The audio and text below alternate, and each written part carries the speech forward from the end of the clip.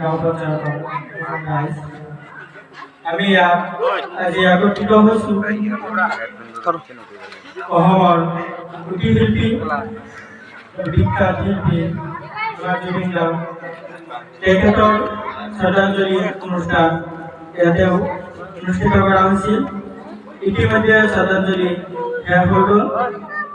আমি জানো আমাৰ অসমৰ বিখ্যাত এজন শিল্পী আছিল ডক্টৰ ভূপেন হাজৰিকাৰ পিছতে জুবিন গাৰ্গ ধীৰেজ অসমৰ বিখ্যাত শিল্পী আছিল।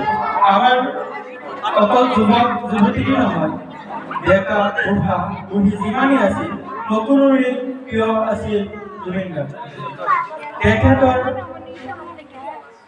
তেখেতৰ জন্ম হৈছিল 18 নৱেম্বৰ 1972 চনত।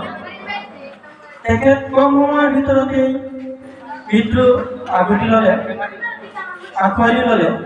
52 বছৰ তেখেতে জীয়াই আছিল। আমি জানো 19 ছেপ্টেম্বৰত ঠিক দুপৰীয়া সময়তে আমাৰ পৃথিৱীখনৰ পৰা তেখেতৰ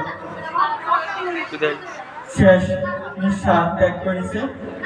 আমি তাৰ বাবে আমি খুবেই দুঃখিত হৈছোঁ যে তেখেত এজন ভাল শিল্পী আছিল। শিল্পী নহয়, তেখেতে এনেকুৱা কথা কৈছিল যে ইমান মোৰ টকা পইচা দৰকাৰ নাই, ধনী মানুহ হোৱাৰ দৰকাৰ নাই, মই ঠেলা ৰিক্সা চলোৱা বা কাম কৰি খোৱা মানুহৰ লগত তেখেতে খুবেই হেৰি কৰিছিল।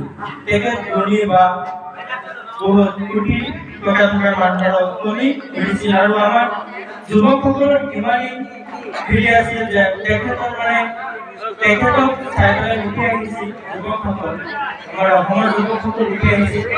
আমাৰ অসমৰ এটা সম্পদ আমি হেৰাই দিছোঁ, অমূল্য এটা সম্পদ হেৰাই দিছোঁ। মই বেছি বক্তব্য নিদিওঁ, এইখিনি বজাই